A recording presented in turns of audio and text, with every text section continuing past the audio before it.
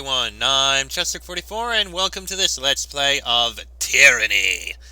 Last episode, we managed to finally put an end to the edict and claim Ascension Hall, and when we did, we ended up atop this mountain spire. This is something interesting that we need to investigate, especially because we have a whole bunch of other things that showed up here.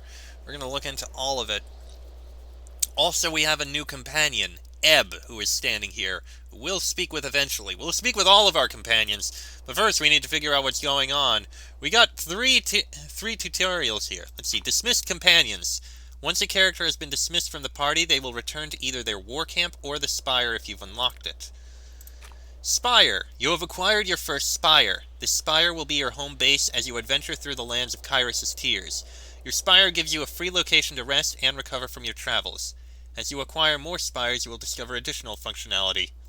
Click on the Spire icon to open your home base interface or press H. And Power. Ending Kyrus' edict on Vendrian's Well filled you with a great deal of power. This will undoubtedly prove useful as you travel through the tiers.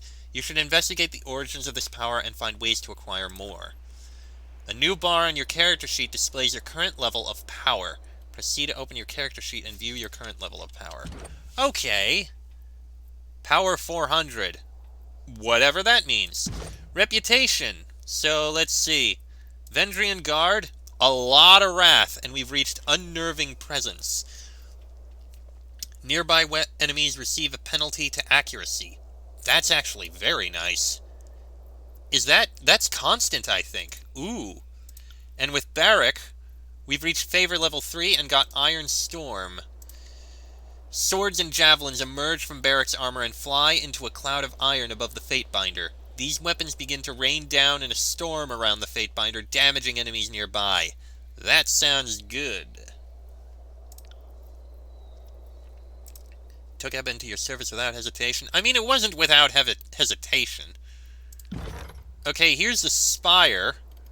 Oh, jeez. Spire upgrades. Mountain Spire, Vendrian's Well, mysterious device. This ancient device, perched atop the mountain spire in Vendrian's Well, is a product of a forgotten age. It is unclear what function it once had or if it can be used again. Resting in any spire grants a bonus to all skills. We've got recruits that we can hire.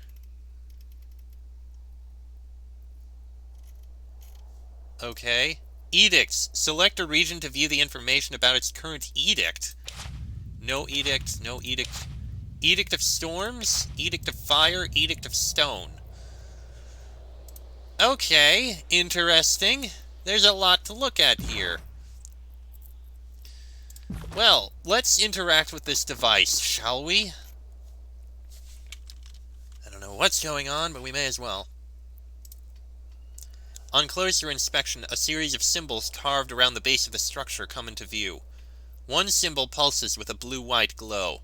The pattern resembles the glowing lines of light seen on the floor of Ascension Hall moments before you found yourself transported above the clouds. As you stare at the symbol, the chill of the wind abates and your chest swells with warmth. The air finally feels welcoming, your lungs sated at last. I'd be careful going any closer. This whole tower is humming with energies that we don't understand. Lantry holds his quill poised above a sheet of parchment with anticipation. Now, I didn't say back away. Let's find out what it does. Just be cautious. You staked your claim on the tower and everything in it. Whatever that sculpture is, it belongs to you. I feel dizzy. Do you feel dizzy? Barrack massages the brow of his helmet, causing a howl of grinding iron to echo across the expanse. What is this thing? The surface of this stone edifice trembles at your words. For a brief moment, the solid rock undulates, the same motion as a quiet pond rippled by rain. An echo bounces back from afar, your voice distorted and unfamiliar. Is this thing? Your voice. For a moment there, it sounded like song. The sculpture is once again still. There is a rush of warmth through your body, a jolt of enervation that steadies your balance. A barrage of tactile sensation floods your mind as you feel footsteps and wind, but not on your face or your limbs. A moment later, the flood of information begins to make sense.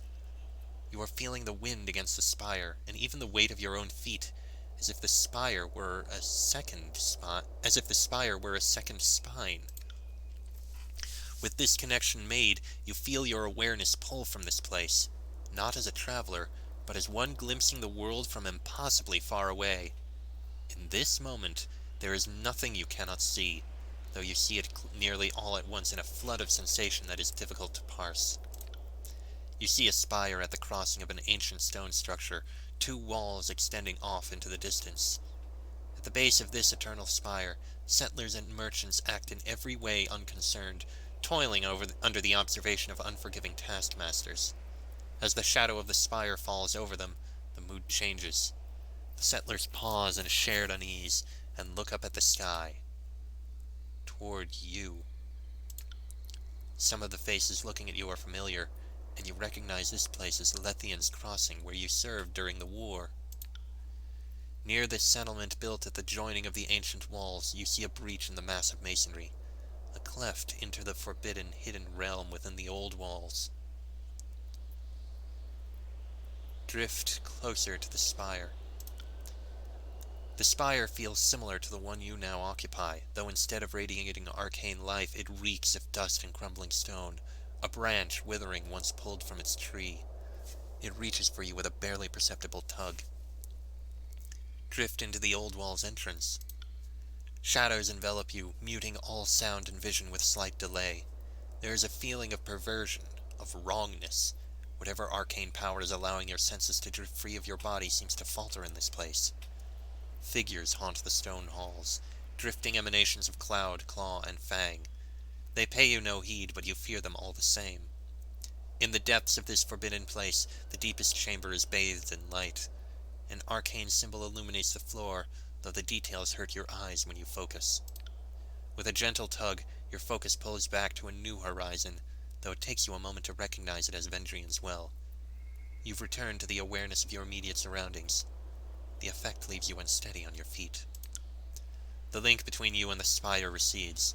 The arcane bond is still present, but the mystical energies for the moment are quiet. Your body flooded with excitement and fatigue, it's unclear whether the mystic connection is strengthening you or siphoning.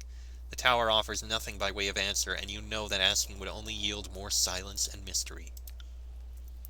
The deluge of sensation is over, but the positions of the other spires still linger in your mind. From your vantage point atop the mountain spire, you can easily spot the mysterious structures, each of them rising high above their distant surroundings. And there's the portal again.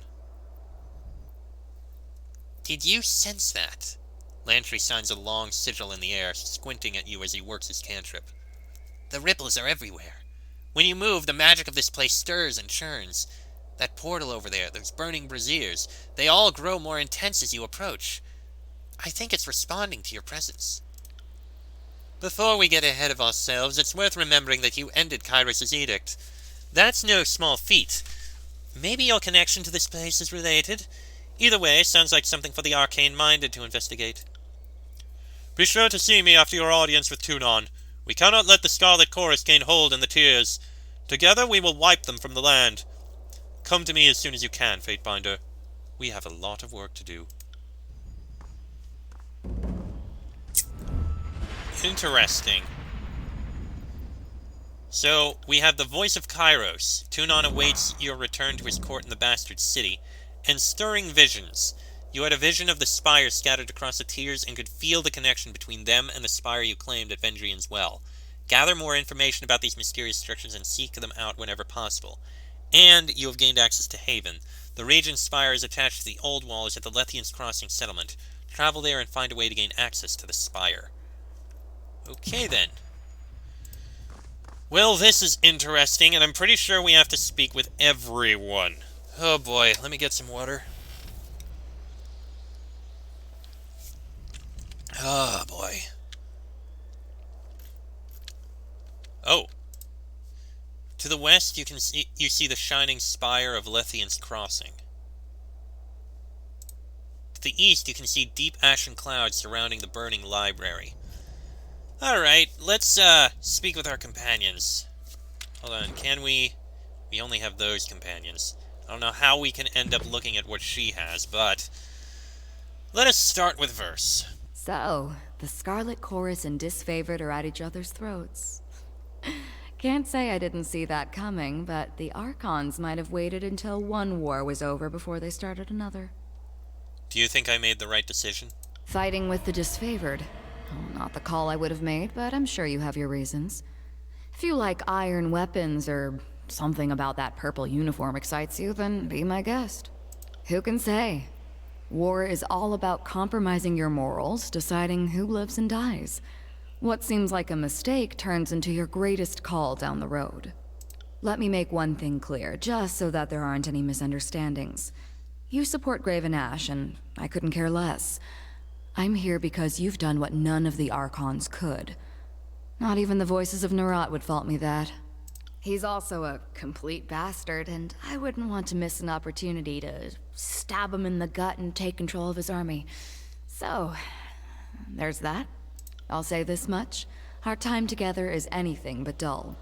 My blades are yours for as long as you'll have me. Noted. I have questions for you. What do you need? I would like to discuss your apparent connection with Barrack. You've just got to know, don't you? I suppose there's no point in hiding it. Barrack and I are siblings. We share a father, if little else. Really? I try not to think too much about some northern merchant dropping anchor in my mother's port, but it happened, and the fortunate result stands proudly before you. How did you two become aware of this? There were a lot of lazy days during the conquest, and among other things, I spent my off hours using messenger birds as target practice.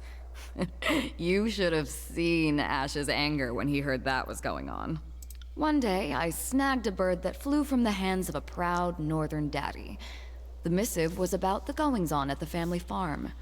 I recognized the name and handwriting from a note in my mother's belongings. There weren't too many people named Barrack in the army, so tracking him down was no challenge. I cornered him in camp, and we shared a few heated words. Some blackmail, even. She tried to extort rings from me, and I was having none of it. Not even Graven Ash would think less of me for our father's indiscretion. I like your confidence, but my ring belt is feeling a little light these days. Maybe you want to take me up on that offer, or I can start whispering in disfavored ears. Think about it. Do you even like each other? I've tried to get along with that ironclad knot of repression, but it would seem he's having none of it. Good riddance, then. The war's tossed us together, but nothing says we have to keep that going. The most we do for each other is try not to get the other one killed, which is more than you can say for most disfavored and Scarlet Chorus. How has this affected you, Barrack? Well, Verse has a nasty habit of jabbering in my ear and making this war intolerable. I plan on parting ways and returning to the north at first convenience. My father will answer for his infidelity. Beyond that, I am happy to consider myself in every way unaffected. My superiors once accused me of having an impulsive streak, but I have worked to suppress it at every turn. When you go back home, send Father my fondest greetings and thanks. If he hadn't gone to ground on my mother's dry dock, I might not be here today. My heritage was a point of pride and distinction before I met you, Verse. Not that you would care. Have you noticed any significant impact, Verse? I've asked myself about that several times, but unfortunately I don't have what you'd call a definitive answer. The Northerners put a lot of meaning behind family and blood. Seems arbitrary to me, but I don't want to discredit it entirely. I told you about what happened to my Scarlet Fury sisters. The hesitation I experienced. Sometimes I wonder if that wasn't because of my connection to Barrack.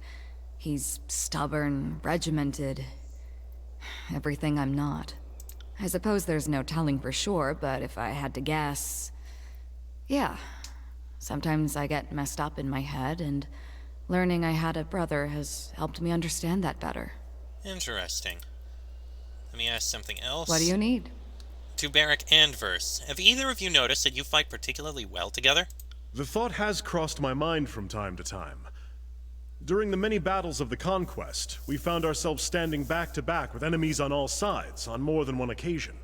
The big guy here is as useless as an empty scabbard without his phalanx to keep him alive, but I move fast enough to compensate for it. And it's nice having a living wall of rusted iron I can use for cover. Do you think this is possible? This is because of your shared heritage? If you want to attach some arcane meaning to the whole thing, be my guest. I couldn't tell you for sure. I doubt that a capable tactician could explain why certain soldiers learn to rely on each other. In the disfavored ranks, the Oathbound seem to know more about synchronizing their efforts, and the same could be argued for the Scarlet Furies. I don't know how they pair up their units, but it isn't by virtue of blood. How do you think this is possible? I would suggest that our fighting styles complement each other, but they do not. I would suggest that we get along, but we do not. We don't even finish each other's sentences. Okay, that was strange. Did you hear that?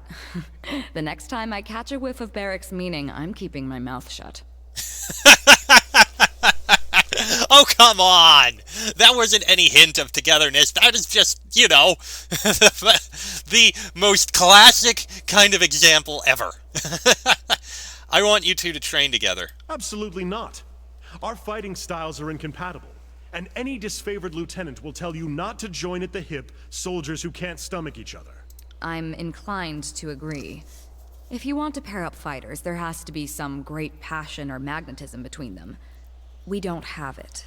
Well, if neither of you is up to the challenge, then I won't force the matter. Now see here, Verse's temperament and unpredictable ways are an annoyance, but no challenge is beyond my skill. Verse, we should take some time to face off in the sparring fields. It might even improve our disposition towards one another. I'd rather watch you devour your armor one shaved-off spoonful at a time. But since that isn't going to happen anytime soon, I suppose I'll make an effort. Ha! That worked! Oh, Aerostorm unlocked. Barrick and Verse have gained a new combo ability. Oh. Hold on. Let's see here. Aerostorm. Verse fires several arrows into Barrick's armor. When the last arrow strikes, Barrick roars and the arrows burst out, striking enemies nearby. Oh, that's interesting. I like that. I like that a lot. Okay, let's see. Next, let's speak with Barrick. And so, civil war divides the armies of mighty Kairos.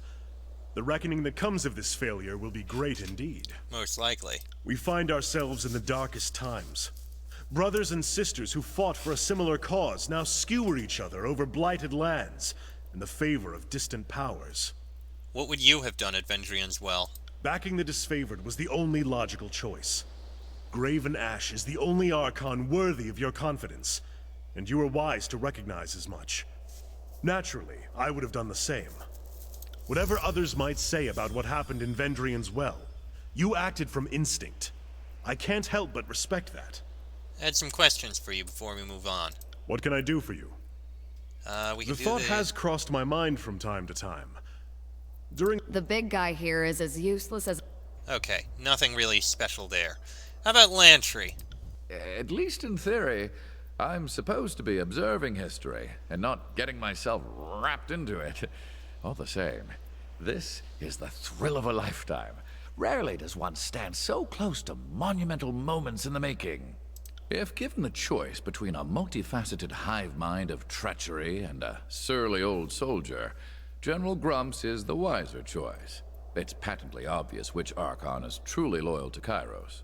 So, I must ask, are you planning on taking sides in the Civil War? Or do you have other plans? I am a servant of the Archon of Justice. That much has not changed. Dutifully spoken.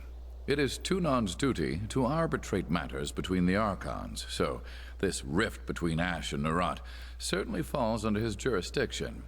And here you are, thrust in the middle of the dispute. No doubt the mighty adjudicator will be relying heavily on you to get to the truth of the matter. Whatever you do next, consider that many eyes will be upon you, for you have both delivered and taken away the Overlord's edicts, and few will know how to make sense of the latter. You are an exception the Archons cannot afford to ignore. They will likely aim to control or destroy you. Have you heard of edicts being broken before?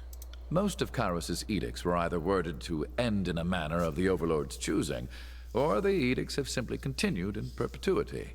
That's not to say there haven't been stories of broken edicts. They're just uncommon.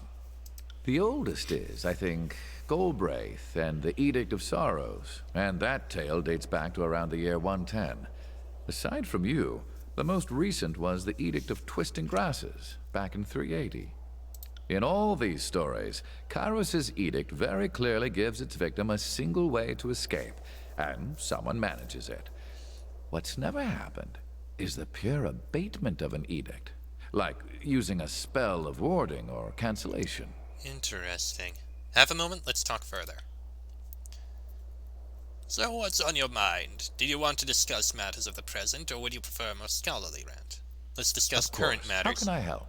Know anything about the region we're in? The Spires predate us all.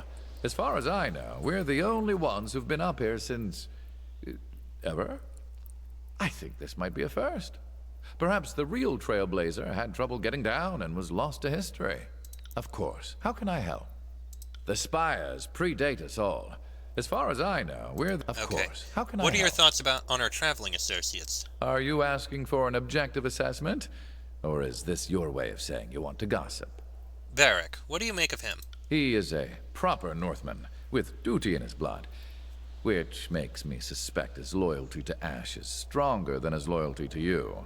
As long as your interests remain aligned to Graven Ash, this shouldn't be an issue. I must admit, I am completely fascinated by his predicament. Ever tried diagramming the articulations of his armor? Don't. It'll only lead to madness and ruination.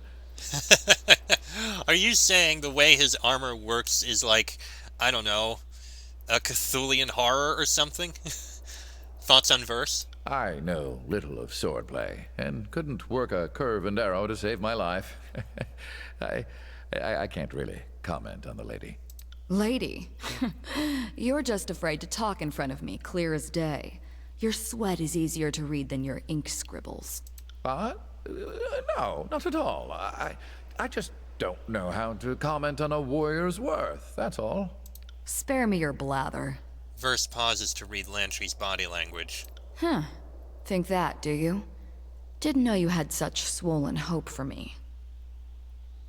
Verse, explain yourself. Just calling it as I see it? And I see he's holding back. Nothing serious, just a bit insulting. Well, Lantry, there's no need to keep secrets. We're all allies here. A most fascinating specimen. I think she has great potential. A dangerous amount of potential, to be blunt. The Scarlet Furies are the fighting elite of the Scarlet Chorus, and that means floating to the top of a sea of blood and chum. We should consider ourselves lucky to have her on our side, with her weapons usually pointed away from us. Yeah, except for the times when we ally together and she shoots arrows at me to make them spread around, or at, Oh no, she doesn't shoot them at me to make them spread around, she shoots them at Barrack to make them spread around. I just knock someone to the ground and she shoots him. What do you make of Ebb? Good tidecasters stay underwater. Kairos did the Tears a favor by erasing those moon howlers from history. A shame one of them escaped justice. I like that I make you this agitated. Considering all the things that don't seem to bother you in the slightest. I'm not gonna lie. I'm kind of getting off on how much power you're giving me here. Oh. And then there's your coquettish act whenever someone calls you on your teeth. I'll be the one ready to tangle when, not if, you decide to pounce. Ooh, I'm sensing a little, tension between the two of them. That'll be interesting. Of course. How can I help? You're taking lots of notes. What about? All kinds of things. My mind is old, memory's a sieve. Keeping track of you, noting what I hear of the war, scribbling down reminders to myself, that sort of thing. Are you spying on me? Well, yes. If I'm worth my weight in tin as a craftsman of record, future generations will know of you. So yes, the Archon of Posterity sent me. You seem troubled by something that ought to be an honor. Okay then. You're more of a bard type. Gotcha. Is it safe to be riding on your arms that much? Oh, certainly not. But it depends on the ink I'm using. Too much cerulean and I can't sleep. But just the right amount, and I can write all night. The red ink will give you swamp bottom if you drink it, but absorbed through the skin, it'll make you taste colors and smell music. Speaking of which, I should change out my tip. I use 3 kinds: sepia, cerulean, and a red that's never the same shade. My recipe needs work. I like having 3 colors, but they also provide different states of mind for writing. Your inks sound like fun. Can I try them? Oh. Oh, no. I'm trying to observe you. Corroding your mind is not part of the plan. Not enough reputation. Oh well. I have some questions for I you. am nothing if not a semi-reliable font of knowledge. What did you want to discuss? I feel like we already asked these, but I may as well again. I'd like to know more about you. Me? Well, fine, but I'm not a very fascinating subject. I study interesting people, enough to know I'm not one of them. You know what? This episode has effectively gone on long enough, I think. So we'll come back and talk to him later. I don't need a repeat of that whole first verse episode. Just another verse, same as the first. Anyway, how do you change out party members? There has to be a way that I don't know. Oh no, that's just... Oh, change portrait, banner, voice. Really? You can change them so quickly and easily. Well, for me, anyway. And we've also almost got level ups. Interesting.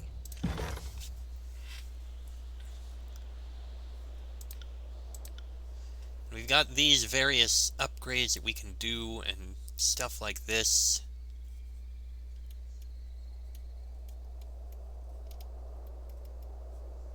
We'll investigate this at some point in the future.